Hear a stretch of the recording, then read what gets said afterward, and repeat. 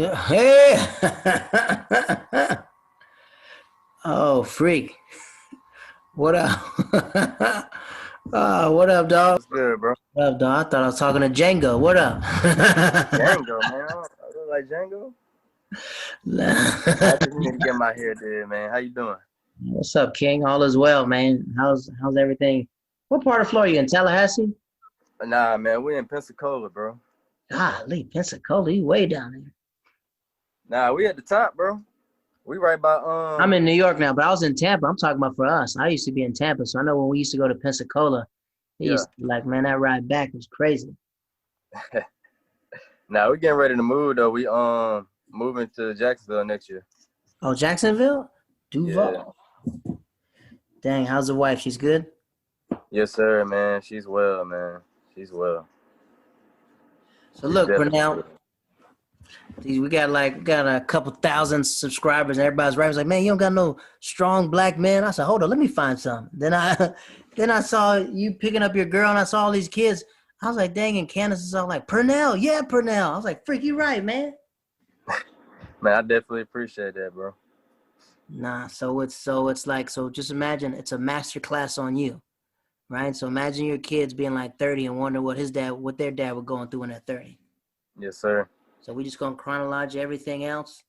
And Okay. you can say whatever you want to say. You can say whatever you want. It can be unedited, edited. You know, we don't really edit it. You can't edit your life, you know?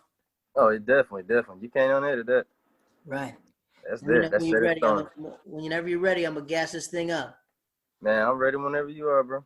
All right, Yes, folks. sir. Welcome back to this podcast. All right, folks. Welcome back to the podcast. One Man, One Tree in a Hill. It's a podcast about being alone for your own thoughts. We got a special guest, ladies and gentlemen. We got a father. We got an entrepreneur, ladies and gentlemen, Mr. Pernell Lucas. What's up, dog? That's good, brother. How you doing, man? Long time, man. What, Yes, 15 sir. years, man? Man, probably a little bit longer than that. Longer than that, man. My first memory of Pernell, I remember your dad. Your dad. Everybody. Your dad taking you to the gym, and I forgot they had like young kids playing. Your dad said, "No, my boy can go. He can go. He ready to go." He said, "No, Man, he everybody. can ball. Now put him in. He ain't scared." My dad was always throwing me out there, bro. You already know how my dad was. I remember, man. I remember your dad used to always throw you out there. He goes, no, Pernell can do the drills. Let Pernell go. I was like, all right. Throwing me out there with the wolves, man. Y'all didn't treat me no different. What up? Y'all showed no mercy. Dang, man, we're gonna get to that. Let's talk about right now. How's the pandemic affected you guys out there? Cause you out in Florida right now. Honestly, it's not really doing too much to us right now. We vibing, we chilling. The only thing we really have a hassle with is just the hurricanes that keep on coming this way. Other than that, pandemic straight. Working. Wife is fine. Kids are good. Everything's pretty much straight this way. Y'all get hit heavy by hurricanes too. I know. I'm from Tampa, so Tampa we don't really get we get hurricanes, but we never get hit by it. We're like always in the eye of the storm. Well, I wouldn't say get hit. We got hit by Sally. So, Sally was that was too much, man. Actually having to experience that with my children that's a whole different experience. Dealing with it when we were younger. It's finding Danny now understand what my parents went through when we were younger, having to deal with that. I understand how scared my children were. So me and my wife, we didn't sleep, when Sally was going on. We stayed up. We had to make sure stuff wasn't going to break. Shit wasn't going to fall from the ceiling. We had no power. We had no power for like 2 weeks. Jesus Christ. So, it was hot. But we ended up taking my kids to my parents' house. We thugged it out at the house because, we got 2 dogs here. And my nephew doesn't like animals. So we ended up staying with the dogs, and my kids ended up going to my mom's in the house. What's the age range of your kids? I have a 9-year-old. That's my oldest daughter. Her name's Layla. My son, Josiah, that's my second oldest. He is 8. He just turned 8, actually, on the 17th of October. My third is Phoenix. Her birthday is actually in 2 weeks on the 16th, and she is going to be 6. And I have a 4-year-old, and his name is Tony. And he just turned 4 in September. Father of 4, man. Yeah, bro. Shoot, just like 4. Offset. I'm 4 and done, bro. 4 and done. You never know, man. You never know. That ship is sailed, bro. It's good. I'm good on that. Definitely good on that. Let's go back before we had kids. Let's go to the beginning of your life, man. Where are you born? Where are you from? Where do y'all call home? Actually, it's a funny story. I'm actually born and raised here. I was born, not born and raised, but I was born in Florida. I was born in actually Fort Walton, out there in Okaloosa County. My dad, dad was in the Air Force, so my dad did a lot of traveling. But when I came along, he was stationed here, and they ended up having me here in Florida, along with my other sister. But after that, I was here for like, I want to say a couple years, and then we ended up moving to Japan. What's your early remembrance of Florida? Do you remember that? Do you remember how long you stayed? Do you remember your first? The only thing I can really remember from being here is falling down the hill, bro. I was 2 years old. I never could forget it because my dad was telling me to run. I sitting there running. Next thing you know, fell down the hill, and I had a gash, and I remember the gash because I still got the gash on my head. You can't see it because I got hair on my head, but that's the only remembrance from being here. After that, everything was really basically a blur until we moved to Japan. What age did you guys go to Japan? I was 2 years old. My Dang, first trip. really? My first trip. So we've been there twice. My first trip there, I was 2. I was 2. I was there from 2 until my second grade year. I was about 7 years old. Do you have early remembrance of Japan? Do you remember like being in first grade? Do you remember your first teacher? I remember my kindergarten teacher and I don't know if she was my second or first grade teacher, but I remember both of those teachers. Actually, I remember my second grade teacher very well. So, and my kindergarten teacher, God bless her, she's passed away. She was very old during that time period. She was about 75 years old when I was 2. Jesus Christ. I mean, not when I was 2, but when I was in kindergarten. She was old, bro. Her name was Miss Bone. I'll never forget her. I'll never forget she's old. What about her stood out besides her age? What about her stood out? She was very into her students, as in she wanted to see us do good. Any kids that had problems, she made sure she would actually help those children that needed problems. We had kids in our classroom that would do off the wall stuff, saying like eating glue and stuff. She'll have to take care of that, dealing with that, and while all of us are other, dealing with our ABCs and everything around that age. Other than that, that's really all I can remember. She was pretty old, bro. She was lenient. We didn't really do too much in that class. I can tell you that. She made everybody take naps the whole time. She probably did, bro. She was taking a nap herself. You. It's like let's all take a nap together. Dude, not our class, bro. That was a pretty wild bunch, man. What's the age difference between you and your sister?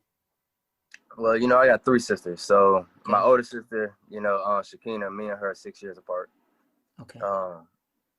My 2 younger sisters, I'm 4 years younger than, not 4 years younger, excuse me. It's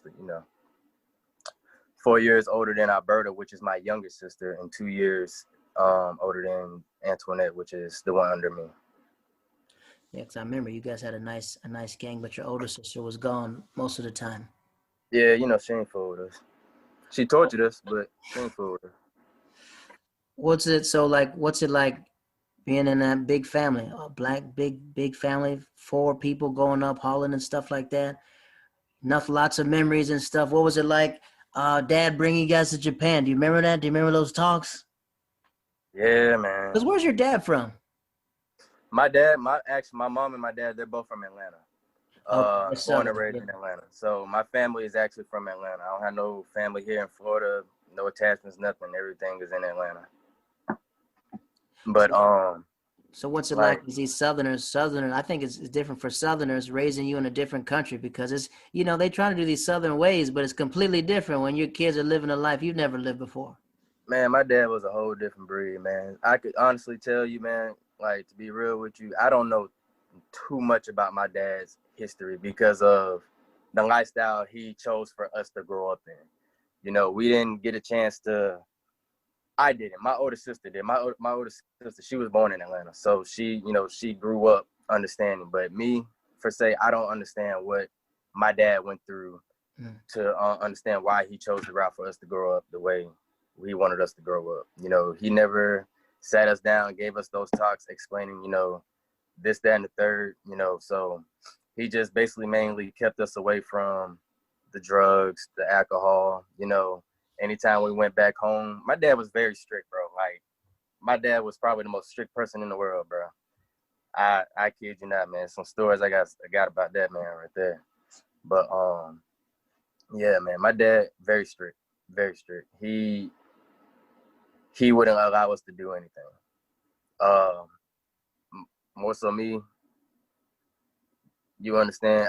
I basically bent the rules a little bit. I grew up the only boy, so me having to deal with three. I grew up in a house full of women, so my dad is basically Air Force. He's not really home as much. He's always TDY. You know, he's always at work. Me, I'm in the house with three sisters. You know, getting tortured. Otherwise, I can't beat them up. You already understand that. I put a hand on them, I get in trouble.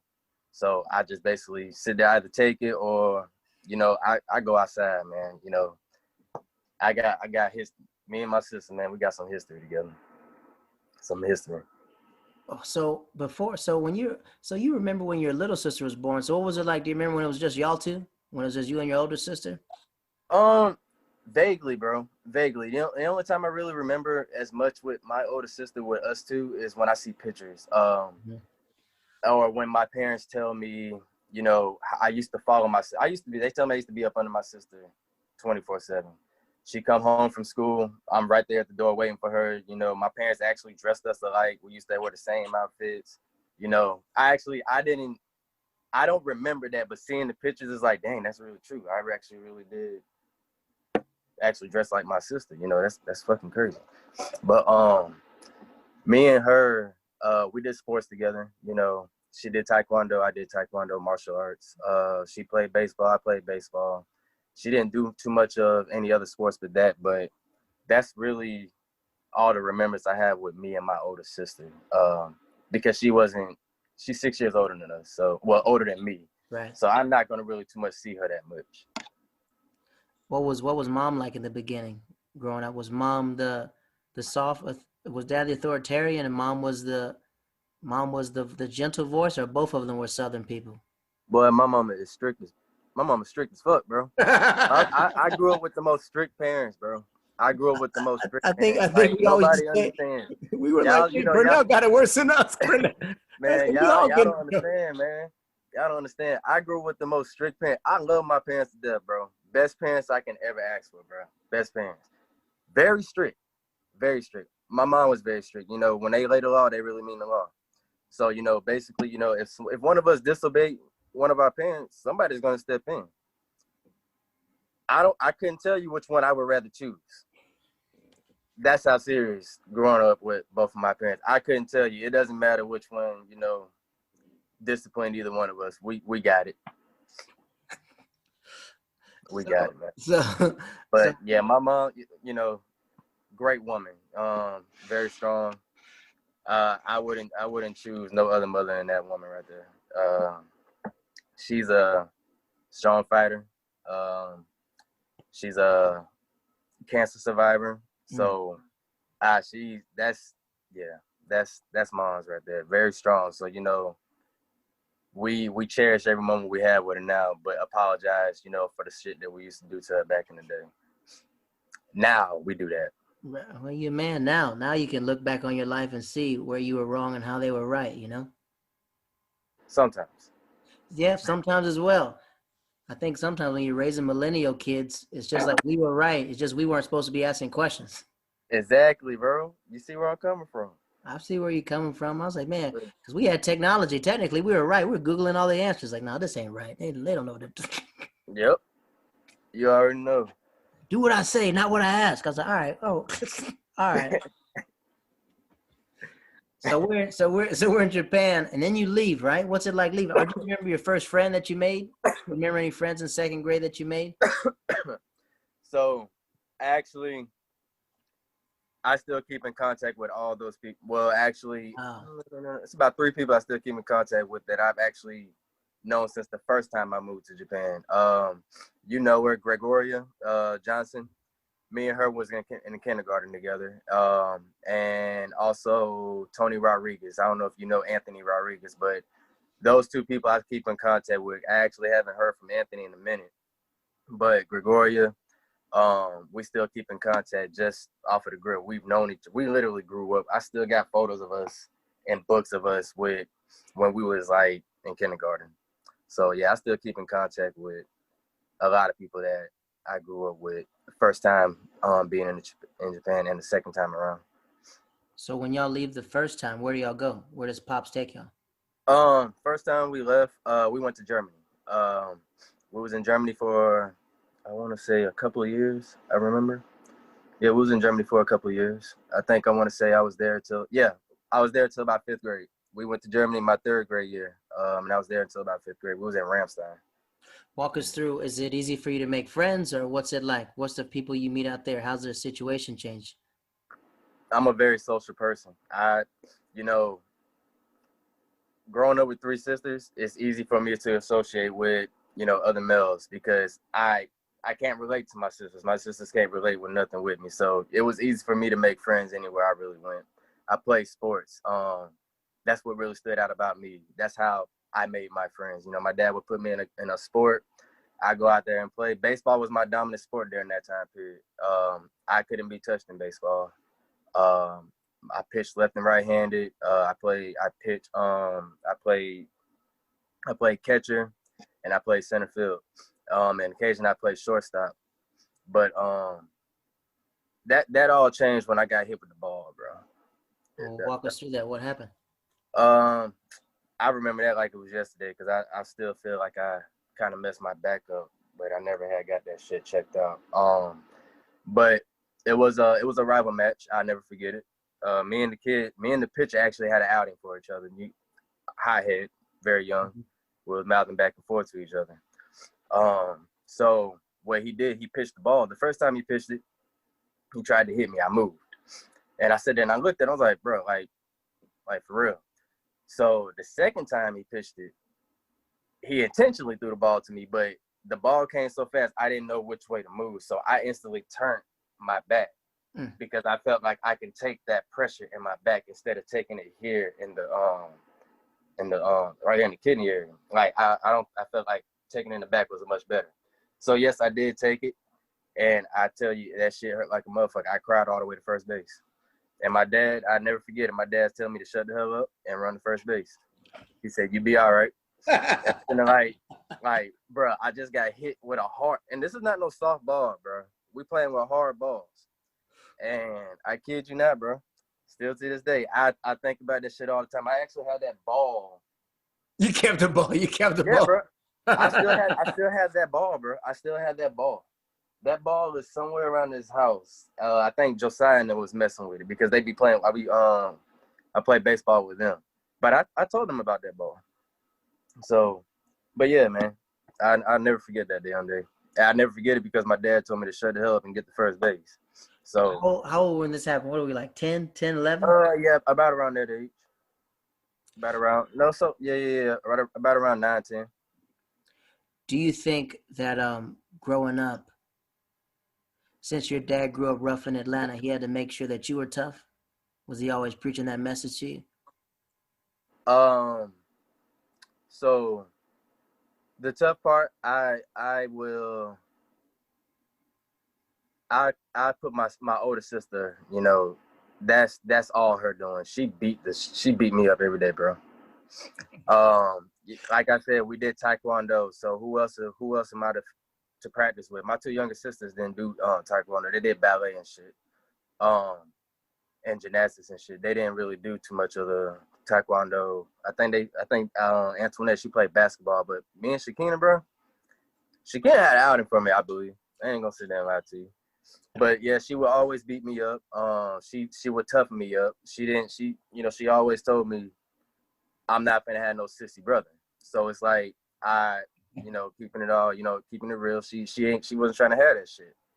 And also going home, summertime, after school was out, every time we went home, bro. Every time we went motherfucking home, bro. Bro, I kid you not. I tell you, man, I thank God for the family that I grew up in. I couldn't ask for a better family. The family that raised my father, bro, couldn't ask for a better family, bro. Reason why I tell you that, I went home every time we went home in that fucking summer, bro. Every time we went home, every summer. Matter of fact, it didn't even matter. Anytime we went home on a vacation, my nigga, on a fucking vacation. My dad's family, my mom's family, very lenient, bro. They chill, bro. You know, sit down, drink a little bit. They're very chill. My dad's side of the family, nah. As soon as you step out that car, bro, you getting your ass beat. And I'm not bullshitting, bro. I have every single one, and the reason why they beat out, it's not just me. They wouldn't beat up on the girls or anything. Like if the girls try to get rough, yeah, they'll rough house with them. But the boys, bro, they beat our ass every day. I kid you not, bro. I'll never forget my dad's mom. She has a high deck on the back porch. We used to, you know, they would jump us. Like they're grown. These are my grown cousins. These are my dad's nephews. So, and the reason they told us we're gonna beat y'all ass every day because this is what y'all daddies used to do to us when we was young. So we're gonna beat y'all ass every day. And I kid you not, bro, they beat our ass every day. They were tossing us everywhere. We scarred. I still got scars from when I was little from fucking fighting with them, bro. We would try to jump off the porch, you know, doing WWF shit, trying to elbow drop off them. Nah, they catching us and tossing us on the side and shit, bro. So I grew up in a rough family, a very, very rough family, and I thank God for that shit every day, bro. That shit. What does Pops say though? Is Pops laughing when you tell him like, "Hey, man, hey"? My dad don't help, bro. There's no helping you. I'm all on my own, bro. And you gotta realize I grew up doing, boy. I ain't got no bro. Hey, yo, bro, come help me. Nah, so it's me and my cousins. Like me and my cousins that are my age. We're fighting grown ass. Well, to us they're grown. They're like in their 20s, but like around our age and shit. Beating the shit out of us, bro. Like they would literally beat the shit out of us every day, bro. And what made it bad, my cousin, I have a cousin, Quan. He actually boxed professional for a little while. I don't know what happened during his trial with his boxing, but great boxer, bro. His son, right now, I wouldn't even let no little kid box up against him. He got some little hands, bro. And that motherfucker would beat the shit out of us every day. He taught me how to box. You know, he showed me a little bit of skills, this, that, and the third, whatever. But still to this day, I will not put no gloves up against that man, bro. I won't do it. I won't do it. Not right now. I'm gonna wait till he get a little bit older. It's something about Southerners, man. We grew up completely different, man, because it felt like because they knew you lived in another location, they're like, well, let's make sure these boys ain't soft in Germany. Yeah, they did that, man. I cherish it, bro. Well, who were the first people you met in Germany when you met there? Ooh, that's funny. I actually don't remember anybody from Germany. I actually honestly hated Germany, bro. I did not like Germany. I don't remember, cause like that was a rough time period for me during that time period. So you gotta realize, being a military child, people don't understand. You know, when you actually traveling around the world, you know, you're not actually in the States to where you can actually just go visit family. We missed out on growing up with family. So we miss out on funerals, you know, we miss out on, you know, things that we can't get back to because, you know, cost of flights and everything. But my dad's dad passed around during that time period, which was a hard thing on me. It was a little hard on me, you know. Apparently my dad said that I was close to my granddad, you know. Matter of fact, I was close to both of my grandparents on my dad's side. I don't really remember too much of, you know, remembrance of that because we traveled so much doing different things and getting beat up every goddamn day. That's all you really think about when you go back home. So I don't really have any remembrance of actually being around my grandparents like that. But that was a rough time for me. Time period for me when we went back home and we had to go to my dad's funeral because I've never seen my dad cry before. And seeing my dad cry, it's like whoa. I couldn't cry. I just couldn't cry. I just couldn't cry. I didn't really understand what the hell was going on. Like, my dad's crying. Nobody's really explaining anything to me. So it's like really one of my first deaths I'm actually going to. So I really didn't understand what was going around during that time period. But when we got back, yo, it was good. No, I was thinking about that. Is that the first time you said that was your first time seeing your father cry? What about Yeah. his brothers? What about his brothers? Was it like the whole funeral, like a So whole? I didn't too much pay attention to that. I'm a child, bro. You know, I'm in a funeral. I don't really understand what's going on. All I know is, yes, it was a rough time for me, but being the since I didn't spend that time period with him, I don't really Your back memories to what I don't said. gravitate warm. You don't. You know, you love them, but they have better, you Yeah, have more memories with them. yeah, I don't have no memories, bro. So it's kind of hard for me to attach myself to, attach feelings there. Mm. It's not easy to attach feelings to something that you wasn't really raised up around. And my dad's dad died when I was young, so I didn't have no grandparents. My mom's dad passed away also, so I only actually had my dad's mom for a couple of years, probably like I want to say about 10 more years, and then my mom's mom is still alive, so I actually only have one grandparent. So I really do not know my parents' family like that Mm. anymore because I haven't been back home. I know more of I know more of people's families out here where I stay at more than I know my own family. I'm actually still close with my cousins and everything. I talk to them and everything. I haven't been back home, but um, it's just growing up military. We don't get that attachment like that. I didn't get that, so that actually upsets me a little bit, Hmm. But growing up, I had to deal with that. So my dad's brothers and everything, I can't really, say too much on how they felt during that time period. I didn't see them like that. I only saw my dad and my mom holding my dad. So like answering that question about my uncles is kind of hard to remember. Right. Did you after your grandfather dies, do you see a change in your dad a little bit? Um, You get closer to you a little bit? to be honest with you, bro, if we're gonna be 100, me and my dad didn't have a close relationship like that, as people would think. Yes, I grew up with both my parents in the house, so yes, I grew up, with my dad. But like I said, my dad being Air Force and being, having to work so much, my dad went TDY a lot. My dad was always gone, so I did not. I was literally always in the house with my mom and my sisters. Um, and even if my dad, like when we was in Japan, he went to work and he came home. I didn't see my dad until I came home from fucking around doing stupid shit outside. So that's I'm not really seeing my dad like that. It's like by the time I come in the house, shit, what's up, pops? Boom, boom, boom, and let's go into sports. My dad was always my coach. That was me and my dad's time. I can go on and on and on about sports with me and my dad Hmm. forever. But when it comes to having sit down talks and like trying to him explaining the world to me and shit like that, nah, I didn't get that kind of attachment to my dad. Do you think his pops did that for him, or was his pops like Um, that? when the more you grow up, the more how can I explain this? The the more you grow in age and everything, you start to think about things. I don't really talk to my dad. Like I'm not gonna ask my dad things. I just can't bring myself to sitting down having a conversation with my dad. It never ends well. It never starts off good. Me and my dad, we both see ourselves as dominant. So it's like trying to have a conversation. It's not gonna go too well because one of us is gonna get mad about what somebody says, or somebody's not gonna understand what somebody says. More so, that's why me and him don't really communicate like that. But when it comes to sports, bro, we're good. Like nowadays, yeah, we straight. But growing up, I didn't have that with my dad.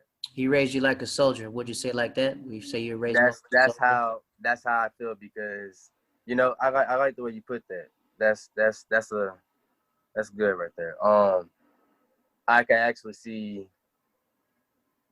what you're saying there. I didn't actually think about that until you said that. That actually makes a lot of sense because growing up, like I said, I fought a lot. you know, even Japan, growing up, fought a lot. I got suspended a lot. Germany, fighting. It's just, that's all I really knew, because when we went back home, that's all that was really being done. I'm getting beat the fuck up all damn day until it gets damn dark and the mosquitoes is damn biting. We eat and I go damn home and it's the same shit the next damn day. The shit don't stop. The shit keeps on going until we leave Atlanta going back to Japan or Germany, wherever we were going during that time period. So. Sometimes I noticed that a lot of people that were in that era with us, it was like soldiers raising soldiers, you know? We had Yeah, parents in our lives, but it was the kids that really related to each other, and we exactly. kind of raised each other by like being the person you need to talk to. Is like, yo, I feel what you're saying. Yo, I'm going through the same stuff. What's up, with? Let's sit down. Let's vibe for a minute. Exactly. Well, walk us through your mom. Your mom, as your mom, what's she like when she's talking to you? Because you're in the house of all women. Is your mom more nurturing to you? Because they say that mamas love their boys but raise their daughters. Do you think your Real sister talk? said that you had it easier than them? No, I Really? didn't. Oh, I did not have it easy. It's as much as everybody thinks that, yes, I'm the only boy in a house full of girls, you think I'd be spoiled.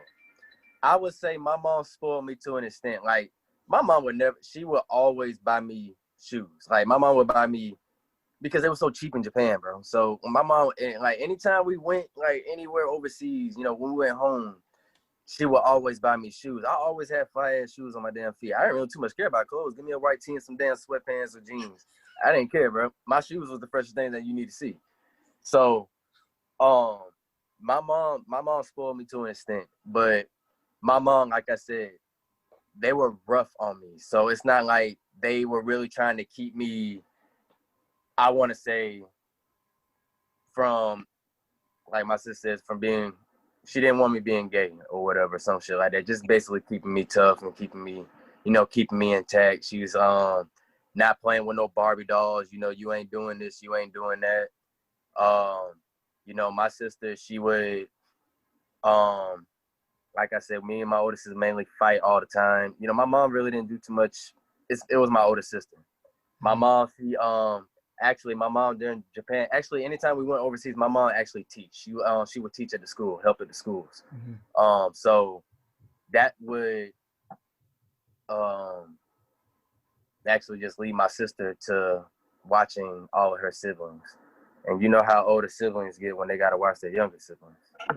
be quiet. Don't say nothing. Leave us alone. Man, bro, you an older brother. You already know. What so we leave Germany. We don't like Germany. We're leaving Germany. Walk us through. Do you ever remember leaving Germany? Where do y'all go next after that? Actually, we went back to Atlanta. We was in Atlanta for a year. That was my 6th grade year. What was that We like, finally being with family and stuff like that? Man, honestly, bro, it was like a dream come true. Mm-hmm. Probably it was different. Going to school in the States rather than going to school overseas on the base with multicolored, being in the diverse area, you seeing, everybody, versus I'm going to school with just majority of just black kids, and you might see like 2 or 3 white kids inside of the school. So that was really different for me, and I actually felt like I was outside of my element. Mm. I did not feel comfort like I didn't feel comfortable being in that school, because now I'm in a school, like I felt like, growing overseas, I feel like, yeah, I'm the tough guy, boom, boom, boom, boom, boom. But I'm coming back in the States and these motherfuckers big as shit. Like, why the fuck y'all so goddamn big, bro? There's no reason for you to be in the 6th grade and you're fucking 6 feet, bro. Why the fuck are you 6 feet in the 6th grade, bro? There's no reason for that shit. You feel me? So I already instantly felt, and I got bullied. I got bullied during my 6th grade time. I got bullied. So that actually turned me to actually turn my lifestyle a whole lot different. From growing up overseas, that changed me. I started skipping. I stopped going to, I stopped, You know, I smoked a couple of times. You know, I was doing shit that I wasn't supposed to be doing. You started smoking in sixth grade? Yeah, I ain't say, I mean, I'm not going to say heavy, Right. but, you know, you touched it. You know, just an experience, you know, just experiencing on it, you know, trying to see what everybody talking about or whatever. It's something I didn't grow up with overseas. You know, it's different for you. Right. You know, you seeing a whole lot of different shit, you know, coming back into the States. You actually seeing people that actually lived on the streets or, you know, that come from the hood going to these schools. And like I said, why the fuck y'all so big? So that's basically how I felt during that time period, out of my element. That wasn't something in the first part I wouldn't want to experience again. But, you know, after time goes by, I started making friends. The friend I actually made, me and him was like the same height. We got picked on. He got picked on because of the way he dressed. Probably one of the freshest kids you seen walking through that school, bro. I'm talking about, this man had everything from head to toe, bro. Freshest outfits. But they would pick on him and try to take his clothes. He was short. He was probably a little bit shorter than I was during that time period. We was very short. So we got picked on. So we skipped a lot. We would actually go to the back of the school. And this was a fresh, brand new school, as I say. We went to Columbia Middle School in Atlanta. Fresh, brand new school. We were the first students in that school. I said we fucked that school up real bad. That school, after we finished with that school, that first year, bro, that school looked like it's been there for a little bit. You know what I'm saying? We tore that school up. But was your blackness ever questioned when you went to Atlanta? When you say you're getting bullied, because there's a difference when you are like a different culture of black. You know what I mean? Yes, definitely. What was that Definitely. like being from Atlanta? Because I know when I got to North Carolina, people were asking me like, "Yo, you talk like a white dude." I was like, "What do white dudes talk like?" I didn't get any of that. You know, the only thing, everybody, they knew so I'm not going to say they knew who I was, but they knew of me because of my cousin. You know, going back home, you know, kids would know of me because I would hang out with my cousins. And the school I went to, I actually went to a school with my cousin Brittany, who was my mom's niece, because we stayed with my aunt. We stayed with them that year. So me and her went to school together. And I had some, like, they knew of me, but being in that element, being in a crowd of people that don't know who you are, you do get picked on because you're small. They bump into you. Why you bumping into me? You got something to say? You know, shit like that. That's how we grew up. And me, I didn't back down, but being tossed around, being little wasn't too much fun, man. I never forget, I was in a math class, and I told my wife this story because, like, I swore up and down I was gonna find him and beat the shit out of him because there was no reason for him to do what he did to me. He locked us inside of the classroom. Now this kid was about, I want to say I was like 5'4". I was short as shit. And this kid had to been about 5'10", 5'11", bro. But he had to weigh about 260 pounds, bro. Kid was big, bro. He kept his foot on the door, and we was sitting there trying to get out because we was trying to get to our next class. So he wouldn't move, and the teacher didn't do shit. You know, the teacher was just sitting there. I never forget that shit, bro. The teacher was just sitting there. So I punched his ass. There was a little bit of room where the door was cracked, and I reached out and I punched his ass. So when I punched him, he got mad, and he was an older kid. He was I think he was in the 8th grade, bro. I was in the 6th grade. I think he was in the 8th, either in the 7th or 8th grade, bro. And he walked in the classroom, and I'm running around the desk, but at the same time, I'm like I'm not gonna let you grab me, because if you grab me, I already know I'm dead, bro.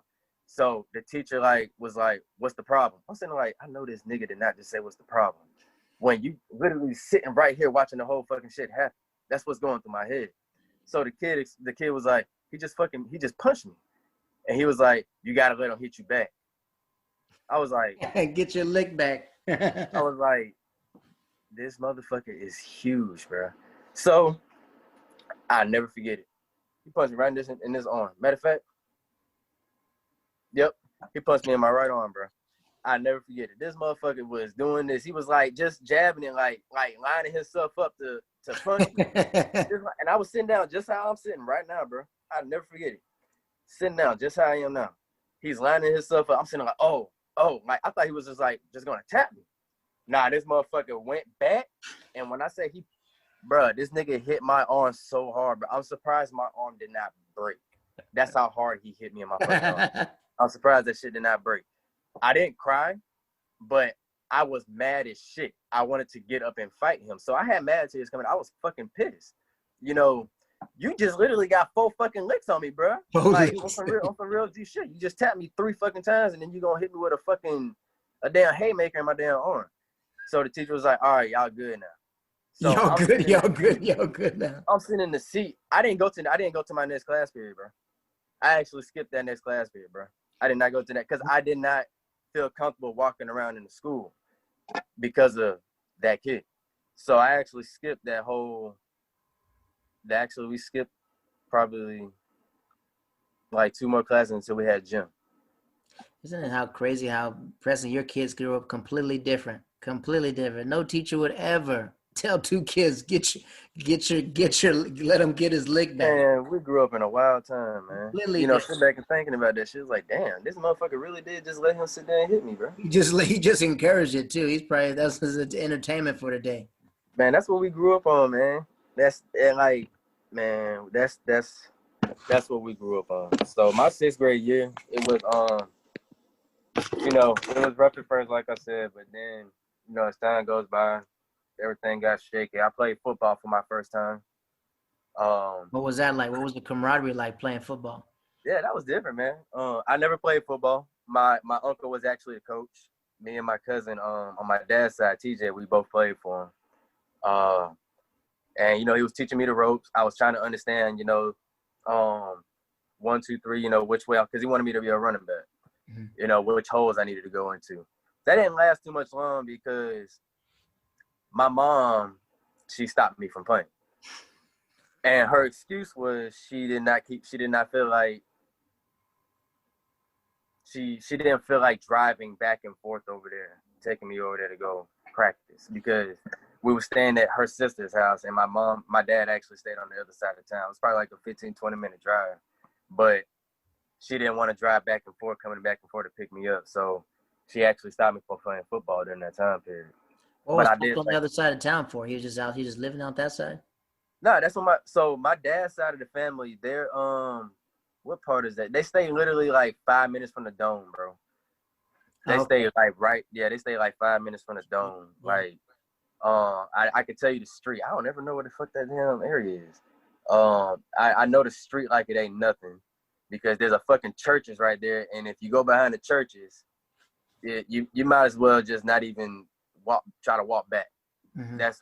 That's the area my dad told me I was never able to go over there. Like where he stayed at, it was okay.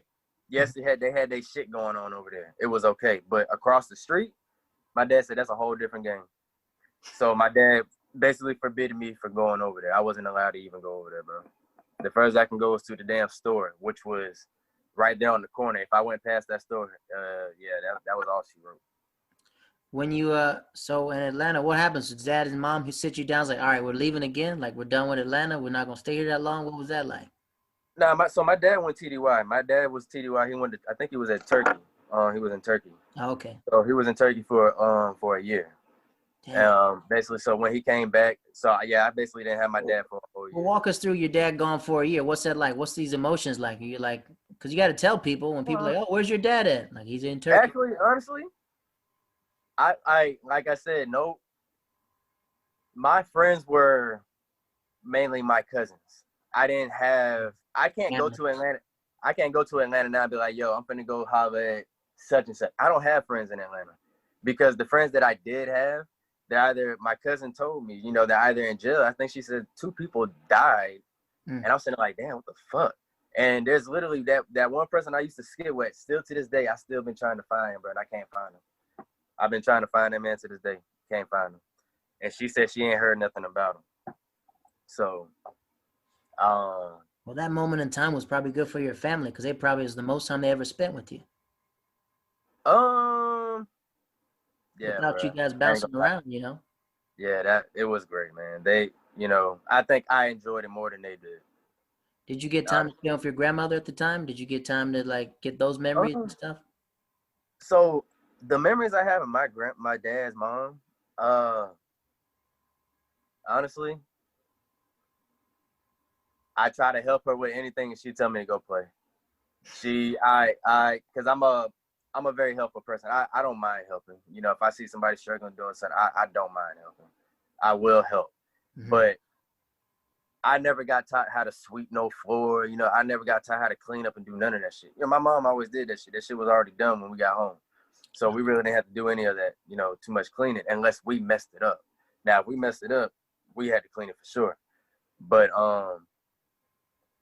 but she who's at the door? You need something? You okay? All right. What you said no? Nah, that kind of fucked me up right there.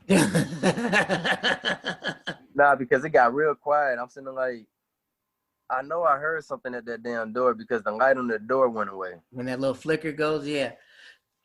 So like when you're with your family in Atlanta, because you said you enjoy it's one of the best times of your life, you're probably like developing all these memories with your cousins because most of your life you've been living in Germany, in Japan, and stuff like that. Yeah, those are the only really two places we've been. But yeah, those memories with my cousins, man. I like I said, I think I cherished them more than they did because that's really all I remember about them. I Mm. don't know. I can't tell you shit about them now. I don't know Yeah. anything about them. I, when we did go back home, when I got a little bit older, when I started, when I was able to really go and buy weed and everything, my cousin take me to a couple people, go get some weed and shit. And I link up with my cousins, like, yo, you trying to smoke? And they look at me like, nigga, you smoke? Like, nigga, do you even know how to roll, bro? Like, You know how bro, to don't, roll. like, bro, don't try me like that, bro. Like, why you trying me? So, they're looking at me like, I don't want to get in trouble with you, bro. Like, that's how strict my dad was. My dad, Mm. the presence of my dad walking around my cousin, they did not want to do shit with me, bro. Nothing. My cousin did not want to do anything with me. Didn't want to do shit. So because of my dad alone, the presence of my dad just made everything like, nah, bro, nah. So when my dad actually found out that I was smoking, my dad actually thought one of my cousins was the one that got me doing it, which is that cousin right there. His name's TJ. He's like one of my best cousins on my dad's side. Like me and him, that's who I used to always hang out with when we went home. Me and him hung out every day. That's actually who I played football with, was me and TJ. So my dad, knew the lifestyle TJ, he grew up or whatever. And he was really leaning on what he wanted me to do around TJ. And he thought TJ was the one that got me fucking smoking. And he cussed TJ ass the fuck out, bro. Like he went the fuck off on TJ, bro. And I'm sitting there like, he ain't he ain't got shit to do with this. How old were you when your dad caught you? Ooh. Honestly, bro, I want to say he knew because he smelt it in his truck one day. So I was a hard headed child, man. I was hard headed, man. My dad, when he used to let me drive the truck around and shit, I ain't had nowhere to smoke, so I smoked in the car. I thought I was good at airing that shit out. Apparently, I was. I smoked in the car. I smoked in the car. Yeah, man. I was very hard headed, so You trying when to it turn comes, the air freshener on in the car. hey man, that shit wasn't working, bro. It wasn't working at all, man. None of that shit worked. Febreze on the seats. None of that shit worked at all, man. It was actually leather inside of the car, but the roof had the cloth up there, so that's where everything was really sticking at. And during that time period when I was smoking, I didn't understand, clean that shit off, because that's where all the smoke sticking at, and clean the floor. That's where the smoke sticking at. I'm just thinking, let me spray that bitch down real quick. We gonna be good, bro. Because you gotta realize, I had to drive through. I'm coming on base. I had to spray that bitch down. So it's like, because we always stayed on base. You know, coming home from the Was your field. pops disappointed, or was your pops like, or did your pops smoke before? Honestly, bro, I couldn't tell you. My dad, I've grown up with my father knowing my father doesn't drink and my dad doesn't smoke. My dad has always not done neither one of those since I've been alive. Mm-hmm. I've never ever seen my dad pick up a drink at all, bro. So, actually, when I see alcohol in the house, I'm sitting there like, what? Who the fuck drinking? Like, why is this shit even in this house? Who's Neither for? one of y'all in this house drink. So who drinking? You know, and they'll tell it it's for y'all when y'all come over here. You know, Oh, that's I'm like, nice. okay, that's what's up. I appreciate that. I'm gonna go ahead and give me a glass real quick. But yeah, my parents, I don't know anything of drugs, alcohol, or anything. I know my dad was a big football player. I heard that's all I've heard. He was a really great football player. My dad actually played football in Japan with I think they were called the Raiders during that time period. Coach Allen, them, yeah. Nah, he played. So when we first got there, he was playing football. My dad was big. Like my mom. When I seen a picture of my dad, bro, I did not know my dad was that big, bro. My dad was fucking huge, and I'm sitting there like, what that shit? That shit missed me.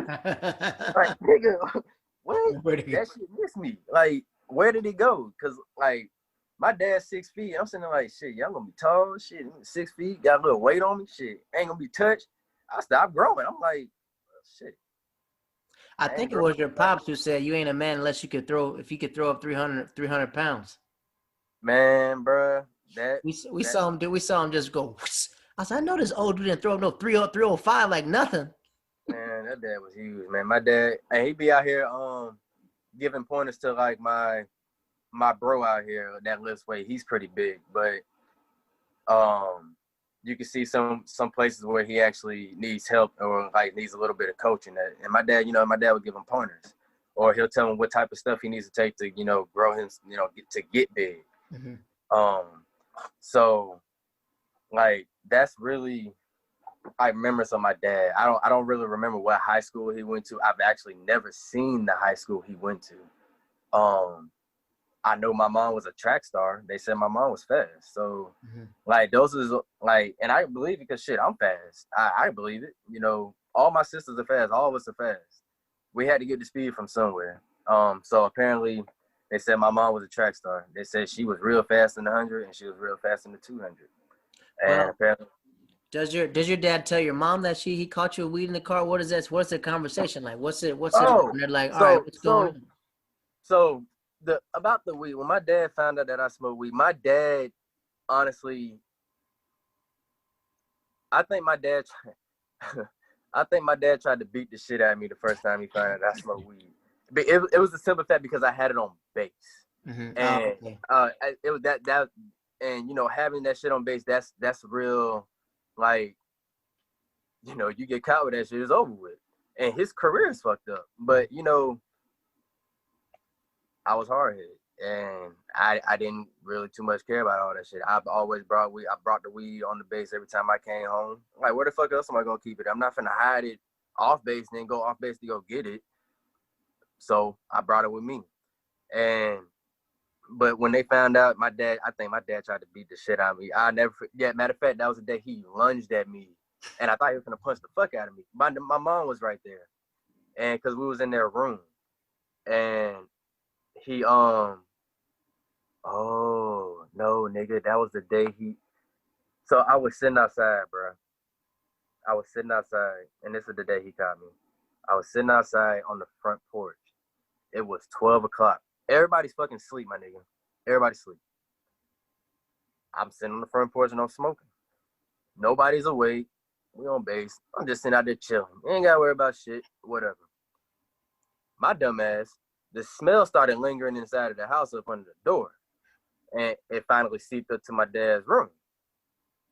My dad came downstairs, and I'll never forget. I'm sitting like this in the chair, bro. I'm sitting in the chair just like this. And he opened up the door. This my hand, my knee. I put that shit on the side of my knee and I'm holding like this, and I'm ashing it in my hand. I ain't care how bad my hand was fucking burning. I'm ashing that shit in my hand. And he was like, the fuck you smoking? And I was like, Black and Mild. He was like, where it's at? I said, I threw it. He was like, where it's at? I said, I threw it. I said, it's gone. So, like, I got up and the shit happened to fall out of my hand, and he found it and he picked it up. Like, to this day, I thought my dad was gonna kill me that damn day. But you know, he went back into the house. He went upstairs. My dad's furious, bro. I'll never forget it, because my dad was finna punch the shit out of me that damn day. Like real nigga Holyfield. He was finna knock my ass the fuck out that damn day. But I think he did not hit me because my mom was right there. My mom was literally like standing right next to me. My dad lunged at me. I didn't flinch. I was like, well, shit, this is the punishment, nigga. You gonna hit me? Go ahead and knock my ass out. Just go ahead and hit me, bro. I mean, I'm grown now. I mean, shit, I'm like 17, 18. You might as well go ahead and hit me, bro. Go ahead and knock my ass out. So he ended up just like, he didn't let it go. He was fucking pissed, bro. He just basically took all my privileges away. I wasn't allowed to really do shit. I mean, I still continue to smoke. That's really much it. He ain't really too much. He wasn't too much hard, like as much as anybody would think their parents would be. He was just pissed off that I think that I was doing it on base. So that's really he was trying to give you the life he never had. Well, and yeah, he's like, damn, you really fucking you fucking yourself up, because you're doing this on base. You get caught, that shit comes back on me. So when that shit comes back on me, that's gonna fuck up my rank, and that's gonna get me kicked out of the military. And then and like he started explaining that shit. And I'm sitting like, damn. I'm sitting like, well, damn. Like I really didn't even know what to really say after that. But was that one of the first times y'all had that really man powwow? He's like, look, you're a man. Let me discuss it like this. Let me give you the consequences of what your actions are. Yeah, more so that's how I took it. You know, my dad really never came out like, yo, I'm gonna sit down and talk to you real quick. I never had that, you know. It's not like I get in trouble. My nigga, when I get in trouble, I'm getting my ass whooped and I'm grounded. That's enough said.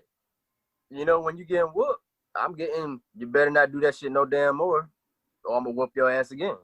And then once they finish with that damn sentence, that's when I'm done getting my whooping, and I'm going to bed and I'm fucking grounded. That's just how it went. So it wasn't. Did you ever feel like this? Do you ever feel like this when you were growing up? Since you know the worst consequence was a spanking, what else could they do? Sometimes you know that when you've taken the worst of the worst, it's like, well, the worst I'm gonna get is a spanking, so I might as well see what. I got grounded for the summer and a whole year, bro. I remember. I said, this dude get grounded more than me. Yeah, bro. I got grounded for a summer and the whole year, bro. So, and the only thing I wouldn't say I couldn't watch TV. I couldn't play no games. You know, I'm basically coming in the house from school. And actually, this was during the summertime, because during the summertime, this is when Dre, you know, Dre, me and Dre, you know, we still talk to this day. That was the time when Dre was actually staying with us over the summer. So, and I didn't even get a chance to chill with Dre one fucking time, bro. Because I was grounded that summer. You were staying with Joe. Bro, I was grounded that whole year. I couldn't go to tour-a-days. It was none of that shit, bro. That shit was over with for me. And I never forget it. You know, it didn't really change my lifestyle. My lifestyle just kept going forward from there. Nothing really changed. You know, I got in trouble once my dad gave me the, you know, okay, I'm tired of fucking looking at you. You can go outside and play basketball. That's your fucking punishment. That's the only place you can go is in the front yard, and you can play basketball. That's all I did. Now, when he got tired of looking at me. So, like, I want to say midway through the summer, I was still grounded. I couldn't do shit but go play basketball. And I wouldn't say I hated it, because I loved basketball. I didn't mind going out there playing in the fucking heat. You know, in Japan, it was hot. Right. That heat didn't play no games. I didn't mind going out there playing. So, and Breon, you know, DJ brother, you know, Breon, he come over there and play with me. Hell, he couldn't really go no goddamn where, you know. Y'all could go nowhere. You know, you know, they girls don't go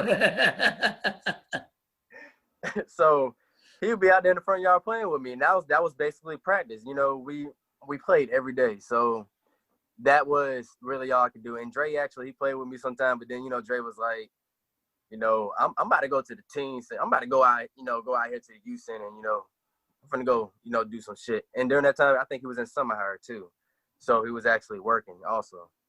But that was my punishment. Just came with whoopings and groundings, bro, and getting my shit taken away from me. Ain't nothing changed. That shit happened until I moved out. Mm. Let's go back before you moved out. Let's go back because we jumped a little bit forward. So you leave Atlanta. Now you guys go back to Japan, right? You go back to Japan. Are you excited? Oh hell yeah, bro! I was more than excited. Actually, when we left the first time, I actually cried, bro. Because that was home. That's really all I knew. I grew up. Yeah, my first time when we first got there, I did not want to leave because all the friends that I made, and I knew they wasn't leaving no time soon. I actually wanted to continue my schooling there. I didn't want to move around and go to school nowhere else. I actually cried when we first time we left. But when we came back, my dad was like, "Yeah, we're going back to Japan." We all looked at him like, "What, nigga, for real?" Yeah, like we was happy as shit. When I got back, I still had a lot of friends that I've known that grew up there that was still there. So it was just like coming back home. Nothing. Went back home. That was my 7th grade year actually. After we left Atlanta, that's when we went back to Japan, and I was there from my 7th grade year to my freshman year, like the beginning of my freshman year. So what was that like going back to Japan? Like who were the first people you meet? Did you meet new faces, or you continue to see the old faces, or the new faces you met? The new faces I met, pretty much was Dre, Jacob, Tyler, Kyrie, Autumn, all my bros and shit, man. Those is really actually my first friends, new friends moving back there. Mm-hmm. Me and Jacob became real cool. Me and Jacob actually hung out a lot. Jeremiah Saffel, we all hung out together. Who else? The females too, Shanoa, all them. I clicked real well with them. And, Kenyatta and them. Kenyatta actually stayed down the street from me. So their family, we was real good with their family. So it was like really it felt like I didn't really meet nobody new because it was like we instantly clicked. But, yeah, Dre and them, actually my first new friends going back when I got back there. But I still had Gregoria there, Anthony Rodriguez, all them was still there. So who was that teacher that stood out to you when you were back in middle school? Do you have any teachers that really made an impact on you, or? Man, honestly, bro, there were some weird teachers, right? Yeah. They were some weirdos. They were some weird. I mean, looking back on it, they were like weird. The one that stood out the most to me, honestly, bro, all my teachers stood out to me because, like you said, they were all weird in their own way, bro. I look back through the yearbooks and I'm like, damn, these teachers are really that fucking weird, bro. Like, it's like, you see an adult, you think they're going to act like an adult, but they're actually being very childish. And it's like, you didn't understand it as a child. You're like, what the fuck is going on here? But all my teachers actually stood out to me. Mr. Whipple, that was my English teacher. Man, that motherfucker right there, bro. That long hair, man. That motherfucker right there, man. Mr. Whipple, Miss Carpenter. That right there was probably one of my favorite class. That was my math teacher because I had me, Tyler. Who else was in that class? I think Kyrie was in that. All the clique was in that whole class, bro. So that was like my favorite class. Tyler got kicked out all the damn time. We got in trouble for always talking and laughing and doing stupid shit. It was just a great time being in that classroom with them. Do you you didn't realize most of those teachers are mad young too, They were. They were in their young 20s. They were like young 20s. So they were literally just growing up. They were like young kids raising us. And it's weird. It's really like 7 years older than us. That's all they were. That's really, damn. Now that you say that, it's really weird thinking about that. They really wasn't that old. The when kid they were was teaching. 24. He was 24, 25. He's 24, 25. Damn, that's fucking crazy, They're bro. listening to the same music as they were listening to the same music. Wow, that's fucking crazy, bro. Oh, and Mr. Anderson, the black teacher, that mofo right there, man. That teacher right there, Mr. Anderson, he's another one that stood out to me because he he he didn't care. Mm-hmm. He didn't care. He was real cool. Like probably I think he was the only black teacher I really seen around that damn school. If you think back about that shit. I think we had some black counselors too, but Mr. Anderson was real cool, man. You know, he would actually watch all the fights. You know, he ain't running out of the building till he see the principal, you know, coming up, and then he run out of the building talking about, hey, what y'all doing over there, man? I never. The reason why I said it because that involved me, and I literally was sitting there watching that man watch us fight, and he was sitting there looking in the fucking window. I never forget that damn shit, bro. Never forget it. He was watching us in the damn window. The fight was going on for about 10 minutes, and then the damn principal, Mr. Mood, and all them came around the corner. What was Scott? Was Scott Dad a damn? What was he? Monahan? What was he? I know Scott Monahan. Scott Monahan was he was in my class. Yeah, but his dad. Oh, his dad was a counselor. Yeah, and his dad was a counselor. Yeah, he was one of the ones that walked out there trying to, you know, break up the fight, and I never forget it. And that was the day that that's another story. That's a long story. But that was the day, you know, that really stood out with me with that teacher because I've never actually seen a teacher watch something and you don't run out until the dang on principal and them come out. Now you wanna break something up when you could have started. They were living in Tokyo as well. They were living there exotic lives as well. Yeah, but I was being bullied though. You know, I got you know Tim Leeper, man. I don't know if you know Tim Leeper or not, but yeah, I got bullied, bro. So it was like it's that, you know, you have your days in Japan that you will never forget. And that's one of those days I would never forget because I for one did not want to do any of that shit. I already know you're one of the top wrestlers at the fucking school right now. I'm not gonna okay, I remember that young so yeah. I'm not I did wrestle, but I'm just beginning in wrestling. I didn't want to tangle with that shit. And with the experience he had, it was just like, nah. So, you know, he took it a little bit further. You know how everybody want to do birthday licks and shit. And it's like, you know, when you do some shit like that and you tell people don't hit me, you know, they keep on hitting you. So one thing led to another. And, you know, I got bullied a lot. Nobody knows that shit besides the people that I hung out with. They knew I got bullied. It's crazy when you say you got bullied, because I remember when you come around us, you be like, how come y'all don't beat us up? I'm like, we ain't trying to beat y'all up, man. We almost getting beat up. You're like, why didn't you beat us up? We're like, we actually like Pernell. We were playing basketball, and you're just like, why haven't y'all beat us up yet? I was like, because the seniors are beating us up. Nah, but y'all got us bad when our freshman year, bro. Y'all did not play with us, bro. I'll never forget y'all chased us through those fucking hallways, bro. Nah, I left. When you get, you left? So you you graduated left. high school, what, 08? Yeah, but I didn't graduate in Japan. I actually graduated in Florida. Right, but so I mean, you're 08. So I was 06. Yeah. So when I was a sophomore, I was leaving, and that's when you became freshman. So I remember you used to come to the gym, and we'd be lifting weights, and then you're like, y'all not going to beat us up? I was like, beat y'all up? What? That's because that's how they used to do us on the football field, man. Y'all didn't play no games with us, bro. Yeah, I was like, nah, man, I know what it's like. They used to beat us. I used to get chased home all the time. Man, yeah, man. That was a lifestyle. Also, Shamar used to get y'all then. But man, boy, I got some stories with that, man. Bro, R.I.P. to my dog, man. That's like real life story right there, man. Like real life, man. I actually got a chance to hang out with him a lot, and being young, hanging out with him was actually pretty cool. I actually got a chance to work summer hire with him while I was in Japan. So that's probably the goofiest motherfucker I ever worked with, bro. Like the biggest kid you ever meet, man. Biggest kid, bro. Nigga had us playing manhunt in a fucking hangar, bro. Like, we playing manhunt in a fucking hangar, bro. Like, we playing manhunt in a fucking hangar. Like, the hangar we worked in, bro, I never forget it, man. We had to fold parachutes. And we didn't know how to fold no fucking parachutes. They didn't show us how to do the shit. And so when they tried to show us, Shamar goofy ass, my dog, like he wanted to be funny with the shit. So they never really taught us. So Shamar ended up bringing his Nintendo 64. We played 007, bro. That's all we did summer high that whole fucking time, bro. We played 007 and Manhunt. And nobody could ever find this fucking nigga, bro. Nobody could ever find this nigga. And then for one, he fast as shit. Right, so nobody could right. ever catch him.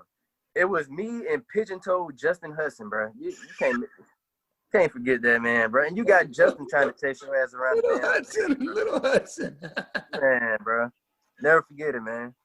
My dog, bro. So, yeah, Shamar used to pick on us all the time, man, especially in that damn school. He chased us around until the damn bell rung, and if he caught us, it was over with. Like, it wasn't no better on the football field either, man. Like, he targeted special people on that damn field, bro. And then when he tackled you, he'll get up in your face and laugh and shit, and then mush your head. Like, yeah, bro. He's like, let's go, Turbo, let's go. Man, what? Man? Oh, you remember when he used to say that? Let's go, Turbo.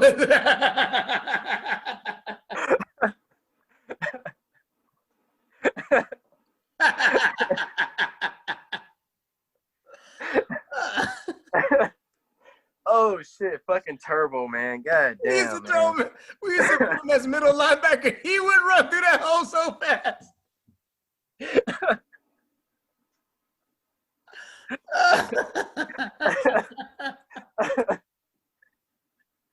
Oh, that's fucking hilarious. I remember when Turbo lost his virginity, right? Bro, what? What the? And he lost his virginity. And, like autistic people, they're not good at lying. So he just said it in front of everybody. He said, I gave it an autistic thing. And Shamar's like, Turbo. Everybody's like, bring it up, Turbo on 3, 1, 2, 3, Turbo.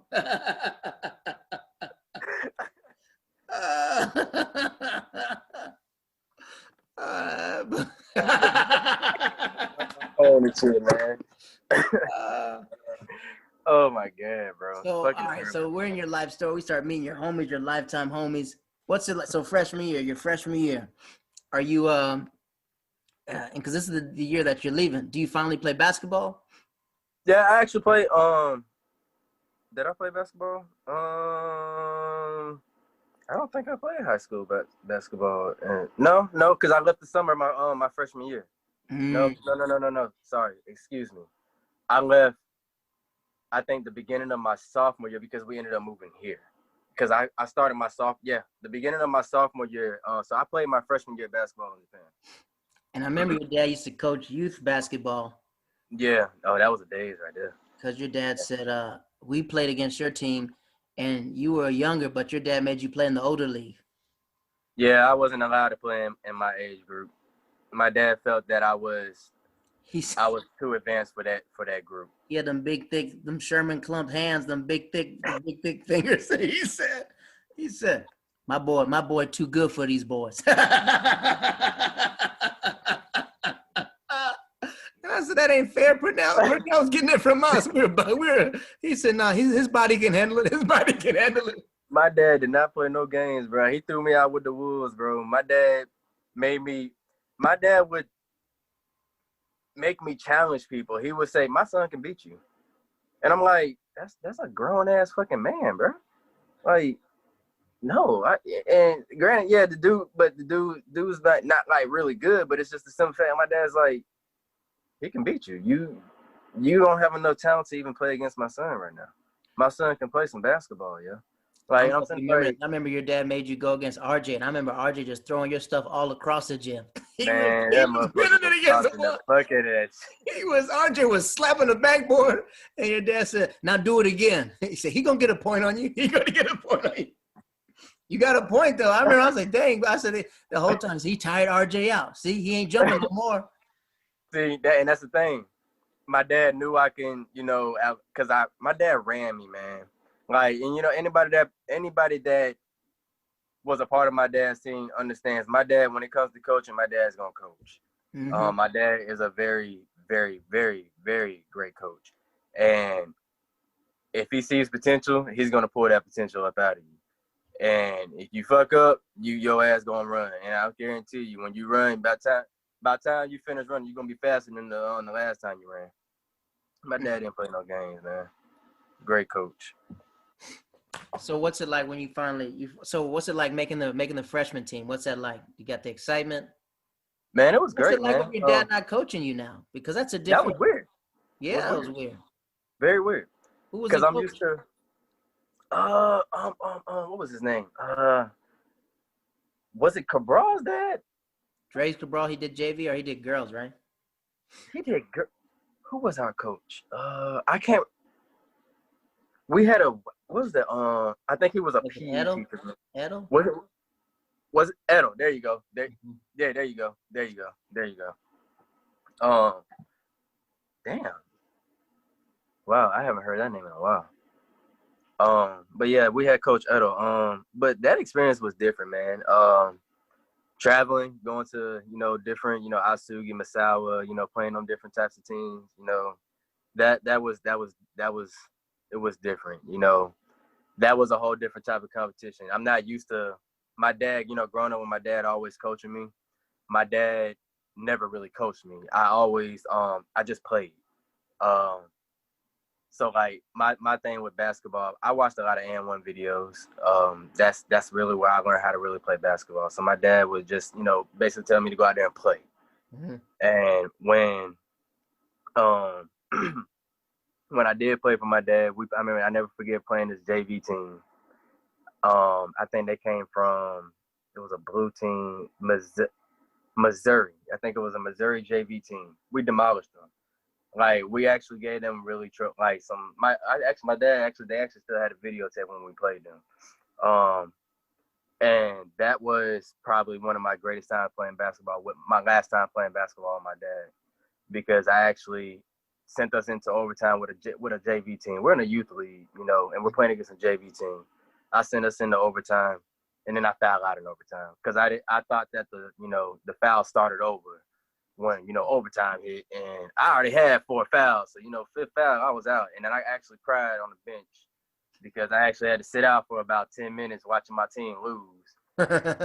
So, that was a different experience. But, after that, playing with Coach Edo, actually having to have somebody coach me, that's different because I'm not used to somebody telling me I have to do this and do this. I don't want you doing. So what's it like? So do you hear your pops? Do you have that voice where you hear your pops on the sidelines, or he's a quiet dad when he's playing? My dad's quiet. My dad didn't do too much coaching with us. My dad would literally teach when he coached. Mm-hmm. What we learned in practice, he would expect for us to go out there and do it in the game. My dad didn't do too much coaching unless we were fucking up or doing something wrong. And if we were doing that, he just pull us out the game. Mm-hmm. So once he sat us on the bench, we should have already know why we got pulled out. And once we go back in, we already know what we have to fix and go back in and play. So, my dad was more of a coach at practice.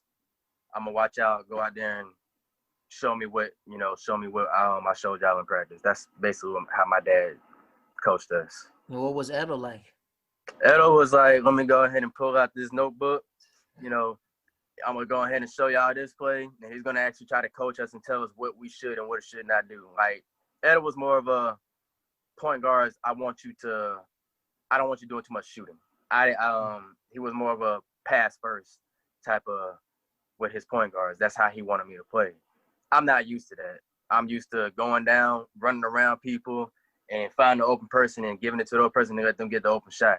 That's how I'm used to playing. I was already, what my dad taught us was coaching us. When he taught us defense, he taught us how to literally break that defense down. And so when we brought, I already know how to break it down. But when you got Coach Edo coming in here trying to teach you I want you to do it this way, it makes you oh, my bad.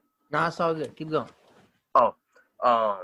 It makes you like, damn, I'm not used to this because my dad did not show me this way. My dad's literally been coaching me until I got to my freshman year. And I'm like, this is different. And I have to literally do this his way or otherwise I'm not going to play.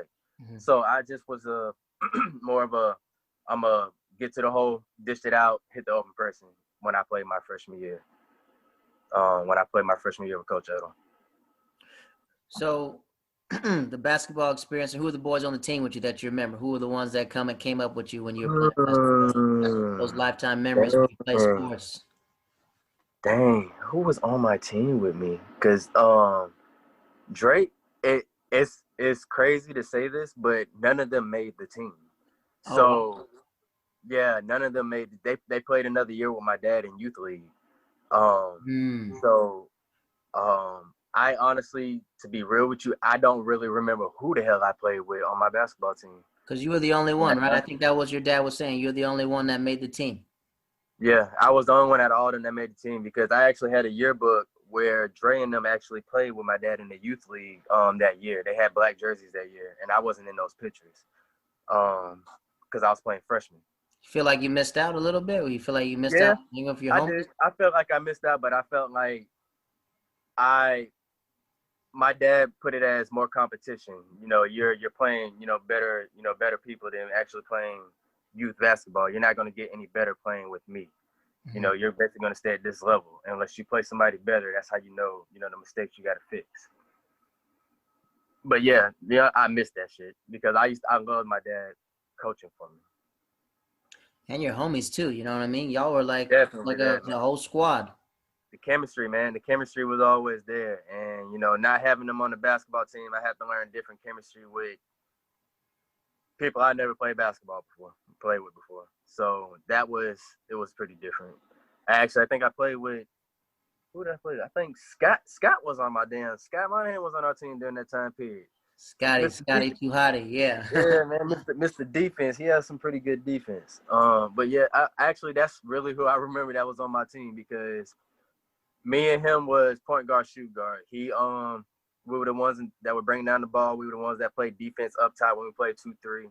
Hmm. Because we actually had the two best defensive. We were one of the two best defensive players on the team. That's why he had us at the top. We were very quick, and Scott was real quick. He was fast, Like yeah. it was unnecessary. Like there was no reason why he should have been that quick, bro. Like dude moved like something You know like Scott's from North Carolina, man. for real. Yeah, he's one of them country boys from North Carolina. Me and Man, Pop Scott just did a podcast. He's a country boy from North Carolina. And then dang, once it all makes sense, now I was like, oh, he grew up just like them country boys really got no other choice. I never knew that, bro. I only know him from growing up in Japan, man, and I think he's out there doing his thing. LA, yeah. Yeah, in LA. But yeah, that's really all I remember from him and he played football too. Well, what's when like your pop's like, all right, we're leaving. We're leaving Japan. What was that like? I know That that was hit, right? that was hurtful, man. That was real hurtful because I came here. We came to Pensacola. That was like I said, another tough time because I did not want to leave. I actually wanted to finish my high school years out there.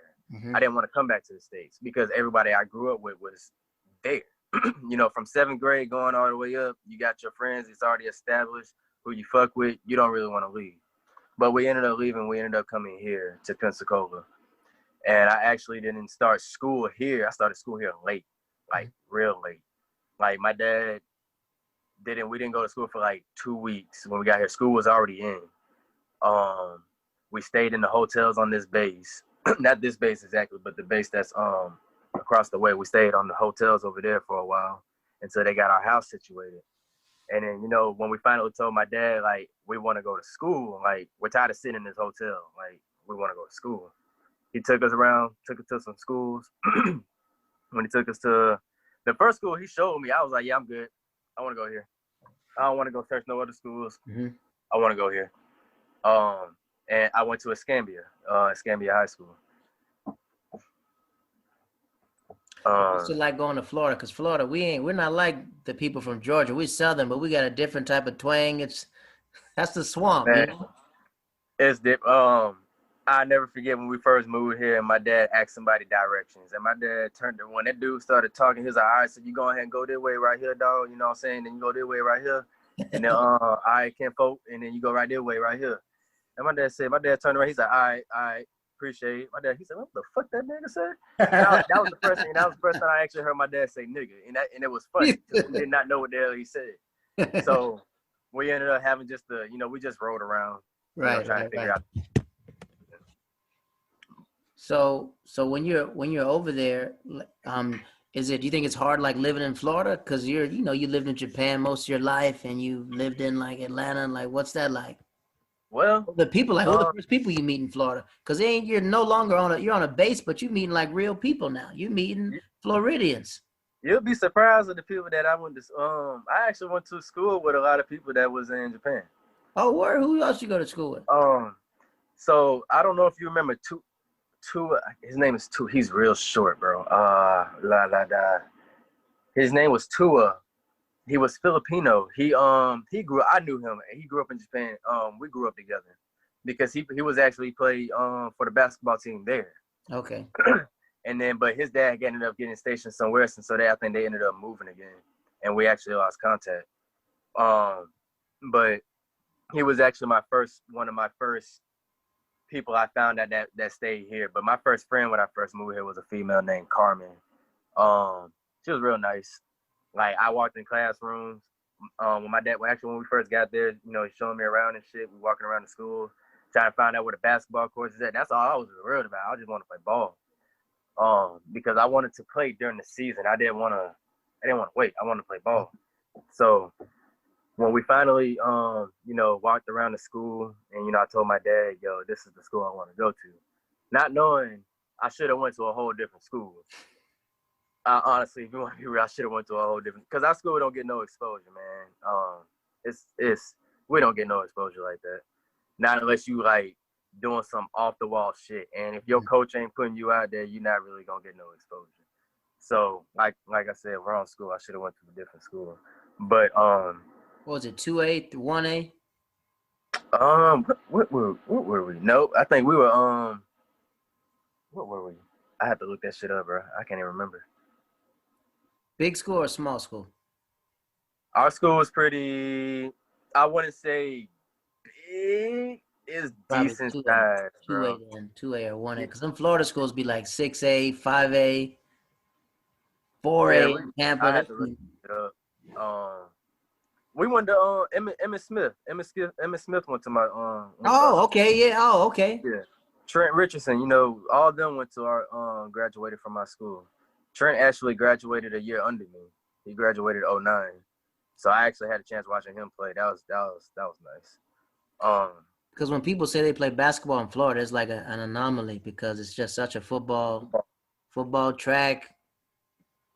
Yeah, man. If you ain't playing no football, running no track, man, you ain't really gonna get no exposure. Like I during my time playing, I should have had a little bit of exposure. I think my dad and my coach. My coach actually didn't do nothing for us during that time. He didn't do nothing for nobody. Literally, our whole starting five should have got looked at. The starting five from 06 year should have got looked at. Nobody got nowhere. Mm. We just had a horrible coach, but we had like the best players on our team with a horrible coach. Mm. If you mess up one time, sit you on the bench. You ain't playing no basketball, bro. You finna sit your ass down, bro. Dead ass, sit your ass down. That was my whole basketball career because me and coach didn't see eye to eye. Mm. Did you go to prom in high school? The only prom I went to was my senior year. I had chances to go to my, sophomore with, other people, but I only went to my senior year prom. I should have skipped it. Yeah, I should have skipped that shit, bro. So all right, so we were a senior in high school, right? What do you do when you graduate? What are you thinking? Like, I'm gonna do this. What were the plans after you graduated? I went straight to school, bro. I went straight to school. I went to a school out here. My mom didn't want me going nowhere. Mama's boy. My mom was like, nah, you finna stay here. Because I was actually trying to go to Clayton State University in Atlanta. Uh-huh. And that school was actually down the street from my aunt's house, literally probably like 15-minute drive. And I put in reservations. I actually went to tour that school because I wanted to try out for the basketball team. Mm-hmm. I talked to the coach. I didn't have no film because our coach he didn't do anything for us. So it was just like the only thing I had was my word. My word. Yeah, basically that's all I had. And I did AAU, but the motherfuckers that was playing AAU during my time period, yeah, there was no point of me even going out there, bro. Them dudes was something serious, and they were tall, so I'm real short. Even though, yeah, I'm showing out, these dudes were My nigga, come on, bro. You got a ball bouncing off the rim, and you got a dude flying from out of nowhere. He grabs it and he windmills it. He fucking my dad almost dropped his camera because that shit was so nasty, bro. He dropped And his camera. bro, the dude got dunked on, which made it so fucking nasty, bro. He literally windmilled it when it came off the rim and dunked it on the dude. And I turned around and looked at my dad like, oh shit. Like I'm looking at my dad and my homeboy, and I got hype on the wrong team, bro. He's sitting like, hey, who is he? What Bro, team I got hype on the wrong team. What team does he play for? Man, that shit was nasty. A little AAU shit my dad took us to in Atlanta, but what was college? College was good. What was that? What would you major rough, in? Rough. That first time going to college, I was young, bro. That was rough for me. That I should have. If you want to be real, bro, I should have went the military route. I wasn't ready to go to school. I wasn't ready to do anything when I graduated. Because I wanted to go to Clayton State University, and since I had to actually stay here to go to school because my mom did not want me going nowhere. You know, this happened when I was during the 6th grade year. I actually asked, can I stay in Atlanta because I wanted to stay home. And my mom was like, no, can't nobody take care of you like I can. So there was nowhere for me to really go. So my college years was here. I went to Pensacola Community College. That's what it was called during that time period. Yeah, I just smoked, bro. Really? Yeah, I was upset. I didn't want to go to class. I was just pissed. So I literally just smoked. I mean, I went to class sometimes, but when I got to class, I was so damn high. I just slept. I did my homework and shit, but like I stopped going to school. I just didn't care. So that's literally when my life took a whole toll. My life from right there at that point, it went this way. So what were you do? So did you just leave school or what? What were you just like F it or? I stopped going to school. I was lying about going to school. I was actually doing other shit instead of like telling like, yeah, I'm going to school, but I'm actually gonna go do some other shit. Right. So it's like, yeah, I'm trying to hold off enough until I can actually re-register myself back into school. So when I do re-register myself back into school, I'm telling my parents, yeah, I'm going back to school. But I started doing the same shit. I wasn't ready to go to school. So I actually started looking and going to the military because I actually started doing off the wall shit. My life just went downhill. And are you wilding out because are you calling for something? Or are you wilding out because you want to be seen? What's this thing that you were crying out for, that you were looking for at that time? If you assess yourself. Honestly, bro, thinking about it now, I was just probably just miserable, bro. Like I just felt like I should have just left instead of staying. You know, I was growing up. I should have just left. But my parents, growing up with the parents that I had, their word of mouth was so strong. It's like, it's kind of itchy for me to, I want to leave. It's done at your growth a little bit. Yeah, it's like I can't leave. You know, and we all went through that shit. All my siblings went through that shit. But being able to not leave, being stuck here, there was this place, Pensacola is not a place where you just want to sit here and stay. It's not nowhere because if you're not moving forward, you get attached to the wrong crowd and you start doing the wrong shit. And that's literally where my life has started going, because I didn't want to go to school. I was done with school. I just didn't want to go. So I started being reckless. Yeah. I started smoking a lot more. I started hanging around with the wrong crowd. I actually tried to turn my life around before I met my wife. I tried to go into the military. I was trying to go into the Army, but little podcast, I ain't tripping. It's like, it's personal, but it's already out there in the air. I went down. I took my ASVAB test and everything. I went and took it. I went to MEPS, and then you did all that shit. came back, and my mind moves. My mind moves, bro. It just moves. Like if I'm not doing something right there in that moment, I'm finna go find something to do. Like if I'm not playing basketball, bro, I'm finna go find something to do, and it's not nothing good. So I went, took myself down the wrong path. Right before I was finna go into the military, and I ended up getting in trouble. I ended up getting arrested. I got arrested actually on this base. I got arrested on the base where my dad stayed at. I was breaking into cars.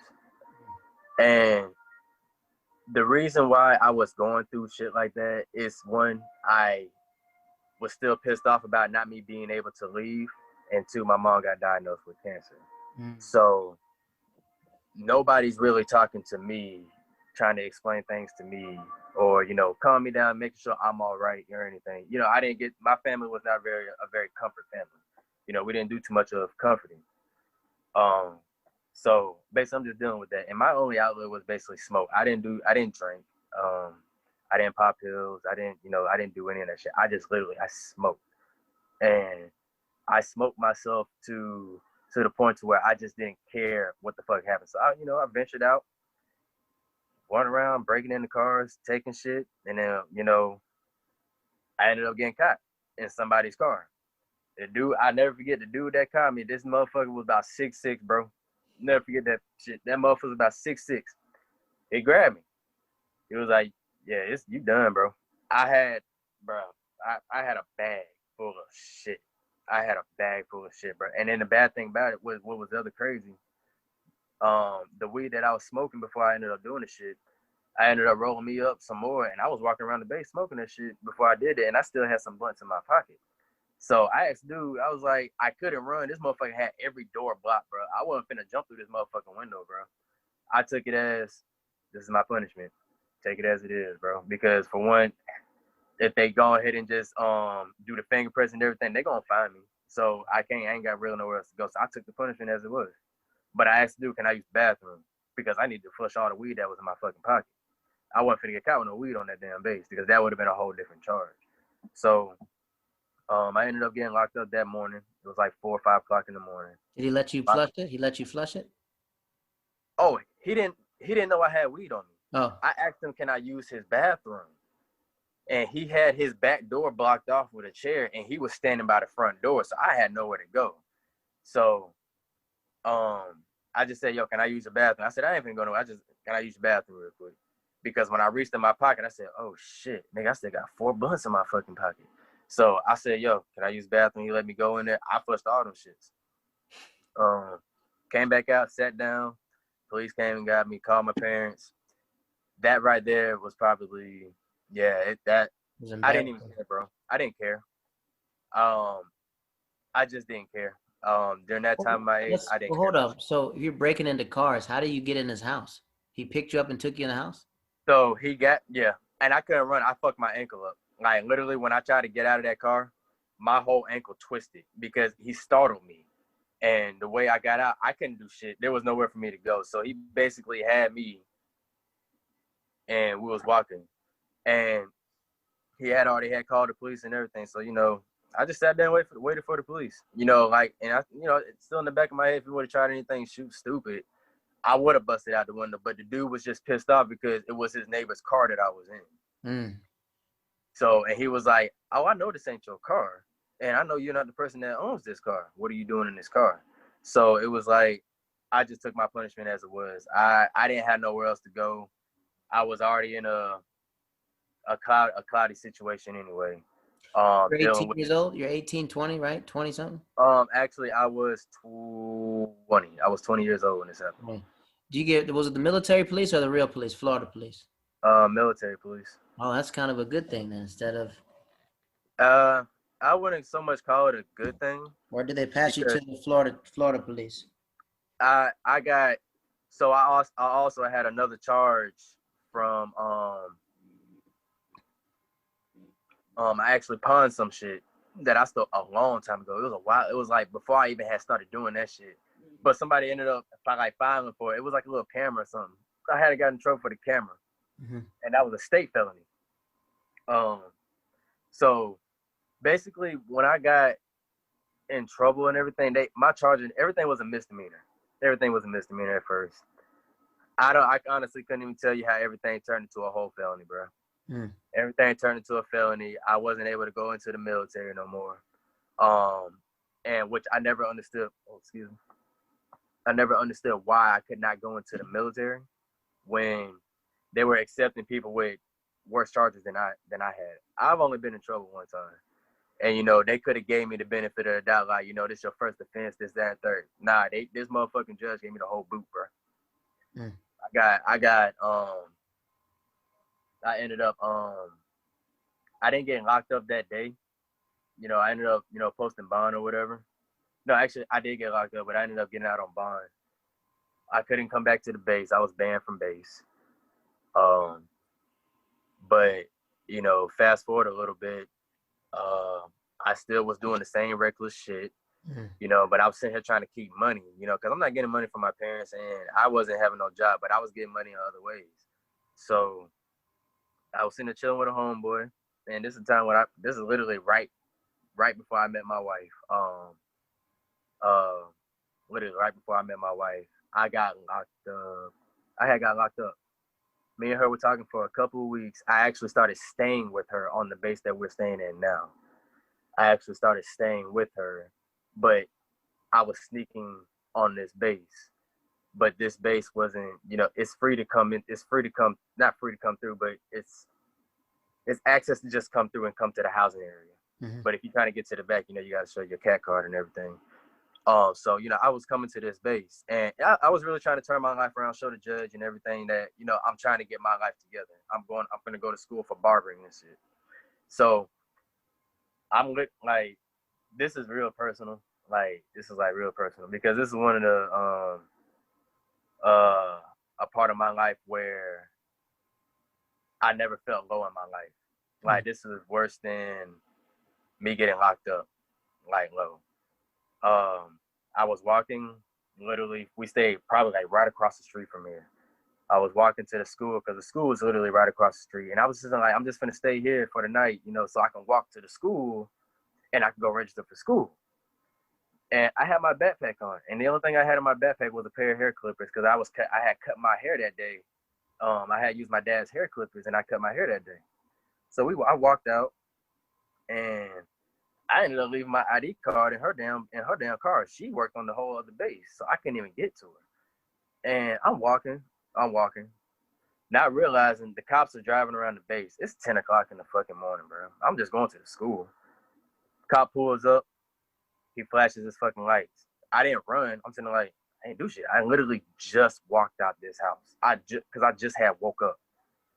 And he literally walks up to me. He said, hey, where you going? What's in your backpack? And I'm like, I don't know too much about the law. I'm just trying to stay out of trouble. Like, I'm not trying to cause no trouble. I'm not trying to have them, write my name or anything. I'm just going to the school. I'm finna go register for school, for barbering school. I'm finna go do all this.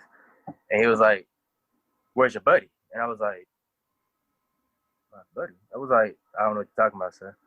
And he said, some woman just seen you walking around looking into people's garages and shit. And I'm sitting there like, that's fucking crazy. Like, I'm sitting there like, I literally just got in trouble for this shit on the other base, and somebody's over here doing it on this base. And I'm sitting there like, I don't know what you're talking about, sir. I said, I don't even know anybody on this base besides the one man I'm staying with, sir. And this is a white cop. I never forget this shit, bro. And he was like, hold on a second. So he's sitting there running. I'm sitting there and I'm shaking. Like, I'm so like, damn, man, I'm about to go to jail right now. I should have ran. Honestly, I should have ran. But I wouldn't have been able to get no damn where because it was a long run to the front gate. Long run to the front gate. So, he's running my name and everything. And he turned around.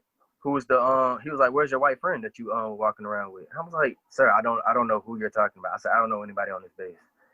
And he was like, you were walking around with a white hair, with a white kid with long white hair. I mean, not long white hair, but with long hair. And I'm sitting there like, I don't know what you're talking about. So fast forward a little bit, he ends up calling the fucking marshal down there. And I'm like, yeah, I said, this shit can't get no fucking worse. I have no ID card, bro. So I can't even plead myself as saying this is exactly who I am. All I know is you're getting information from a couple saying that they seen me looking into a garage. And I literally just walked out of the house. I don't even know what the fuck going on. So Marshall comes over there, black cop. They ended up putting me in the fucking car. I ended up getting in that fucking car. I never ended up making the school. I got locked up. I got not locked up that day, but they took me to the holding cell and they had other questions, like trying to figure out who I was around, who was I with. I'm like, I'm not with nobody or anything, bro. I don't know who y'all talking about. They did a fake ass lineup. This shit goes real deep, but it's just that I got mistreated really bad during that time period, and then I ended up getting locked up. So because I was trespassing, I actually was trespassing. I knew I was trespassing, but I was being smart about where I was at. It's just that I got bunched up in some shit that I don't even know what the fuck goddamn was going on. Mm-hmm. And you can literally see it on the paper and everything, bro. I still got the paperwork and I read it all the time. Like, I got locked up on some, not being disrespectful, but the people that they were speaking, they were Hispanic. And the guy the guy was speaking to, they were Hispanic. And they didn't, he said that they couldn't really speak English that well. They write, you could read on the paper that, they really didn't know what they were saying. The way they described me, my nigga, I had none of that shit on, bro. Like, that's the crazy thing. I still got locked up. They described this black dude, and they described the white dude. I didn't look like, my nigga, I'm not tall, bro. I'm not tall. I'm short. The guy they were looking for was pretty tall. I'm short. The guy they were looking for had on jeans. I didn't have on jeans. I had on some fucking basketball shorts and a white beater, bro. And a hat that matched everything that I had on with a backpack on. So that's how they described me, and I still got locked up for that shit. So, I think back on that shit all the time. I'm like, damn, I literally went through some shit that I did not realize because I was too stuck in my head like I'm finna get fucking locked up, not thinking about how everything just transpired, what just fucking happened. I ended up going to staying with one of my dad's friends. I stayed with him for like a couple of days, then I got subpoenaed. Court marshals came up and got me. They was like, yeah, the judge want to talk to you. I said, okay, cool. They handcuffed me. I'm like, why y'all handcuff me? I'm not gonna go nowhere. I don't know what the fuck's going on. Mm-hmm. Apparently niggas run when shit like this goes on. That's why they handcuffed me. So when I got to the dang on court, they put me in the holding cell under the court with a couple other people down there. I never seen the judge that day, bro, and I never went home that day. Hmm. I ended up getting locked up, and that's how I had to contact my parents. So when I got locked up, they took me out. I got bonded out. I ended up not bonded out. I ended up going to a county in a whole different area. I wasn't even locked up in my county. I got locked up in a whole different other county. Not gonna sit here and say that wasn't a bad thing. I'm actually grateful that I got locked up over there because the facility over here it's a no-go. The facility where I was at, it was like, okay, this is tolerable. Everybody in here is cool. Everybody looks out for each other in here. It's nothing too bad in here. But it's some fact that there's no reason for me to be in here. The judge was trying to show me All right, folks, that was part 1, episode 86, Footprints in the Sand, with Pernell Lucas. I want to thank Pernell Lucas for being so honest. That's part 1. Part 2 will be dropping Friday.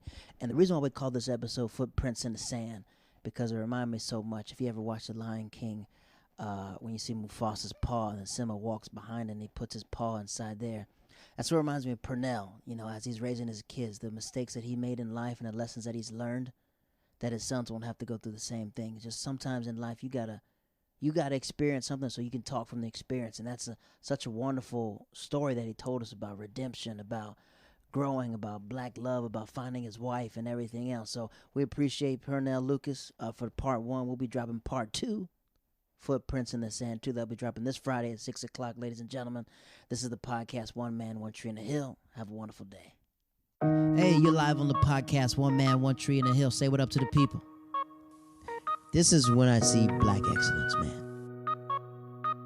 It's Dave Chappelle, Michael Che, Lauren Michaels, Chris Rock, Eddie Murphy, all sitting at the table. I said, yo, Eddie, Mr. Murphy, I just want to say, man, you the GOAT, man.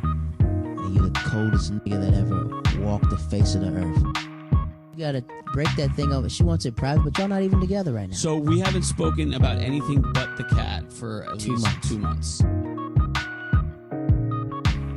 And I said, and I'm be the next Jamar Neighbors. And she was up like, I know that's right. Ladies and gentlemen, thank you for listening to the podcast. My name is Jared Waters, and I'll catch you next time. Like, subscribe, rate the podcast.